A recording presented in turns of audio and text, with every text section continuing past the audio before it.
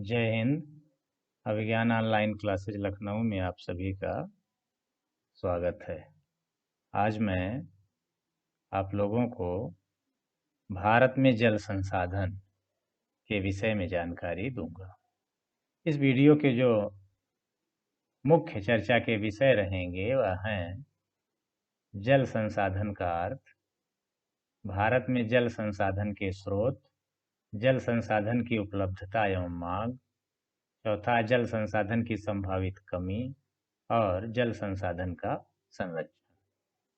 तो आइए देखते हैं कि जल संसाधन का क्या अर्थ है।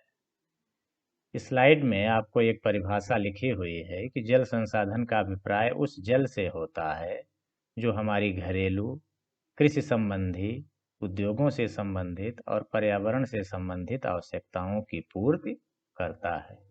इसके अतिरिक्त जो जल हमारे किसी काम नहीं आता है उसको हम जल संसाधन में सम्मिलित नहीं करते।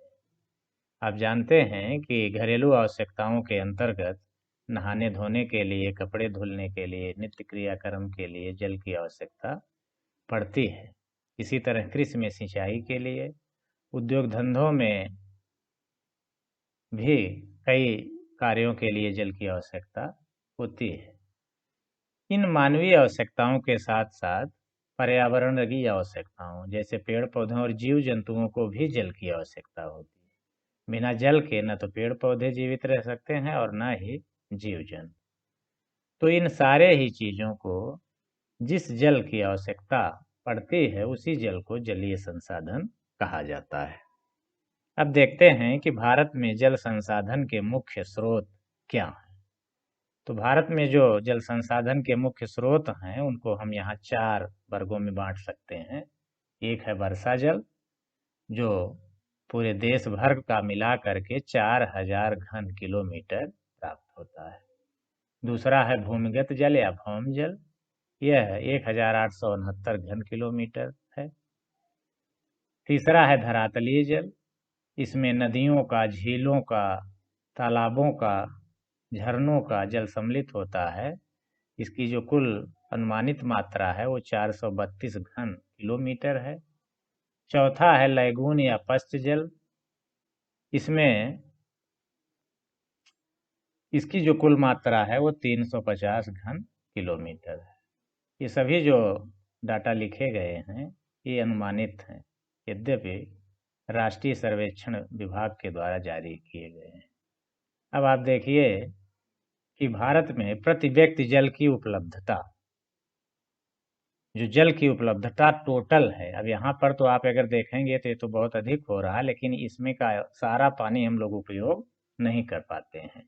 उसका केवल 1820 घन किलोमीटर ही जल हम लोग उपयोग कर पाते हैं। तो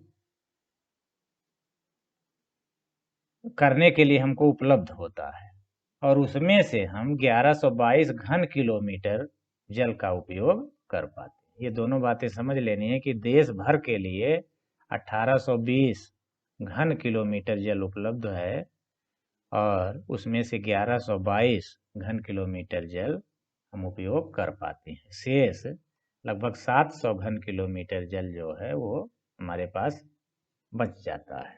लेकिन यह सभी भागों में इसका जो वितरण है एक समान नहीं है, इसीलिए यहाँ जल की कुछ क्षेत्रों में कमी महसूस की जाती है।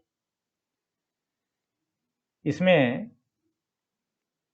जो उपयोग है जल का वो दिखाया गया है कि धरातलीय जल का 89% या 89% कृषि क्षेत्र में, 2% औद्योगिक क्षेत्र में और 9% घरेलू क्षेत्र में उपयोग किया जाता है।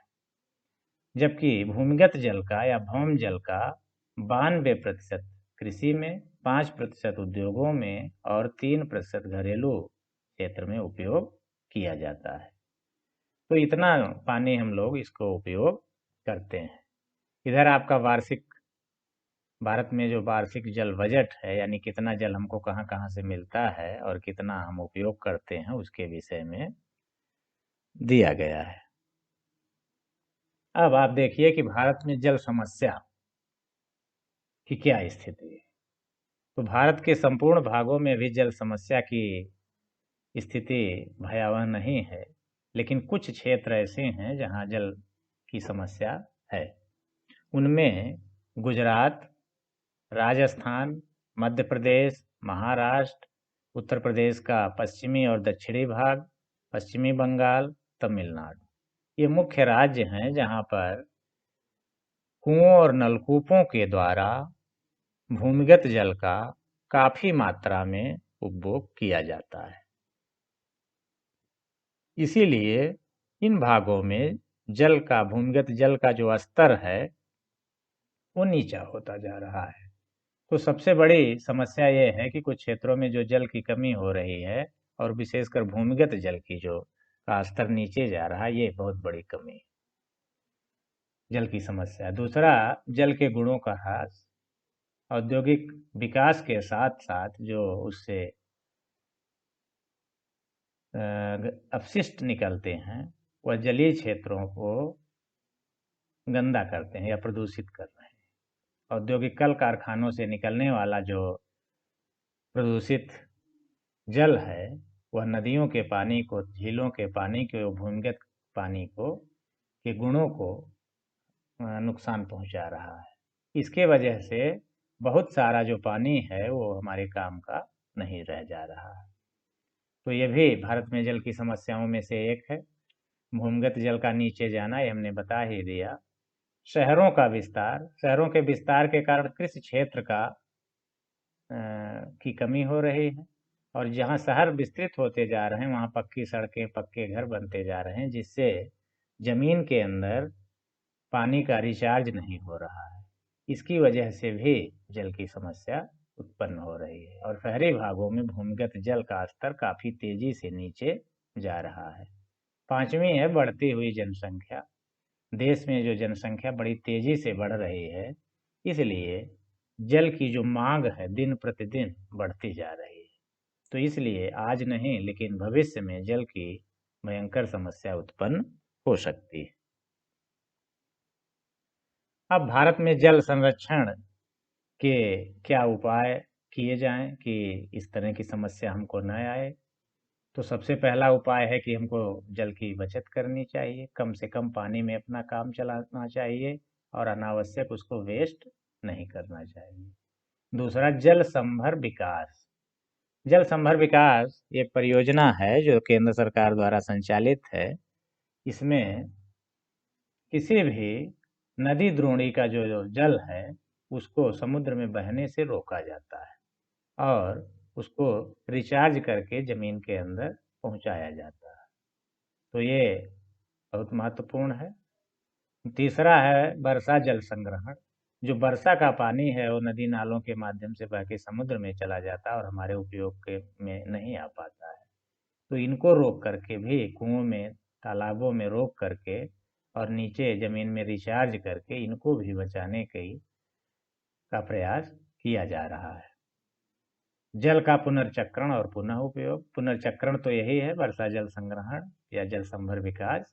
और पुनः उपयोग में जैसे हम जो घर से पानी निकलता है नहाने धोने के बाद, यदि उनका उपयोग सिंचाई के लिए करने लगे तो इसका पुनः उपयोग हो जाएगा और हमारी जो जल की कमी हो रही वो भी कम होगी। जल प्रदूषण का निवारण। तो जल प्रदूषण को निवारण के लिए भी अनेक उपाय किए जा रहे हैं कि कल कारखानों से जो जल निकलता है उसको सीधे नदियों में या तालाबों या झीलों में न डाल के उनको अन्यत्र रोका जाए और स्वच्छ जल को उससे बचाया जाए। छठा है दुर्लभ संसाधन के रूप में जल को लोगों को के विषय में लोगों को जागरूक किया जाए। लोगों को बताया जाए कि जल एक दुर्लभ संसाधन है और ये जब समाप्त हो जाएगा तो ये हमारे लिए ही परेशानी होगा। तो लोग इसके अच्छा आदर्श उपयोग करना सीखेंगे। अगला पॉइंट है सभी मानव जाति और प्राणियों को जल उपलब्ध कराना। जितने भी मनुष्य हैं या प्राणी हैं, पेड़ पौधे हैं, सबको पानी मिलना चाहिए। ये सोच करके अगर हम जल का उपयोग करेंगे तो निश्चय ही जल का संरक्षण होगा। तो इस तरह से अनेक कार्यक्रम भारत सरकार के द्वारा चलाए जा रहे हैं और कई राज्य सरकारों के द्वारा, जैसे आंध्र प्रदेश सरकार द्वारा नीरू मीरू जल परियोजना चलाई जा रही है और कई राज्यों में नदियों को जोड़ने की भी योजना चल रही है, जिससे जब वर्षा नहीं होती है जिन मौसमों में, वहाँ पर जिन नदियों में पानी बह के समुद्र में चला जा रहा है उस पानी को रोक करके सूखाग्रस्त एरिया में बढ़ाया जाए। इंदिरा गांधी नहर परियोजना इसी तरह की एक परियोजना है जो राजस्थान के शुष्क क्षेत्र को वर्तमान में हरा भरा बना रही है। तो इस वीडियो में इतना ही। धन्यवाद।